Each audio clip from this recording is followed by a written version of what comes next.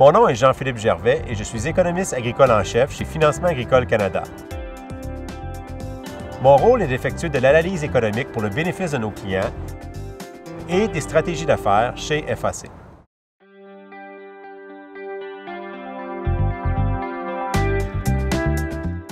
Un ratio stock-utilisation donne une idée de l'équilibre entre l'offre et la demande. L'essentiel à retenir, c'est que le concept d'offre et de demande est très important lorsqu'il s'agit d'expliquer les prix. Les marchés sont influencés par de nombreux facteurs. Le ratio stock-utilisation pour un produit agricole résume ces facteurs en une seule mesure. Et dans le fond, c'est pas mal utile. Officiellement, le ratio stock-utilisation représente le niveau de stock d'un produit à un moment donné, exprimé en proportion de tout ce qui est utilisé. Par exemple, si on prédit qu'un ratio stock-utilisation sera de 15 % à la fin de l'année, cela signifie que les stocks représenteront 15 % de tout ce qui a été utilisé dans la chaîne d'approvisionnement. L'utilisation totale est fonction de la demande visant les aliments pour animaux, la consommation humaine et les exportations. Lorsque l'utilisation totale augmente, le ratio stock-utilisation, lui, diminue. Remarquez bien que pour certains analystes, le ratio stock-utilisation correspond au nombre de jours d'utilisation du produit. Plus le ratio est élevé, plus l'offre disponible est grande. À l'inverse, plus le ratio est bas, plus l'offre disponible est faible.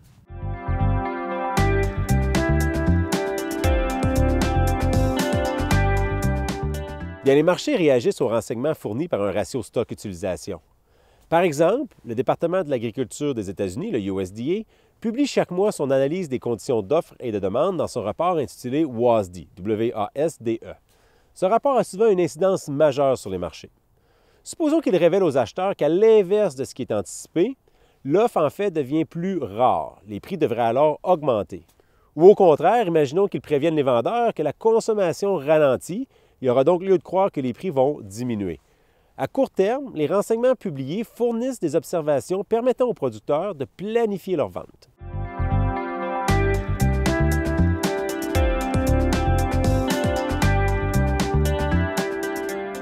Mais supposons que nous soyons au milieu de l'été et que nous souhaitions comprendre les perspectives du marché américain pour le maïs. La connaissance des conditions de culture aux États-Unis nous donnera une indication des rendements potentiels. Ces renseignements combinés avec les estimations concernant la superficie ensemencée nous permettront de prévoir la production totale pour l'année en cours. L'offre pour l'année en cours correspondra au stock disponible à la fin de la dernière année commerciale plus l'offre à venir. Établissons maintenant une prédiction de l'utilisation totale de maïs pour la prochaine année commerciale. Cette prédiction va être fonction de ce qu'on s'attend en termes de production d'éthanol, les exportations, l'alimentation animale, l'utilisation pour consommation humaine, etc. Si on soustrait l'utilisation totale de ce qui est disponible comme offre, on peut prédire les stocks de fin d'année. Cette prédiction, divisée par l'utilisation totale, donne le ratio stock-utilisation. Examinons le diagramme. Il illustre la courbe du ratio stock-utilisation du maïs aux États-Unis, ainsi qu'une prédiction de ce à quoi il pourrait ressembler à la fin de l'année commerciale 2015-2016. Les prix sur le marché seront fixés en fonction de ce ratio. Supposons maintenant qu'il y a une variation considérable de la demande visant les exportations américaines de maïs. Par exemple, une énorme augmentation est prévue.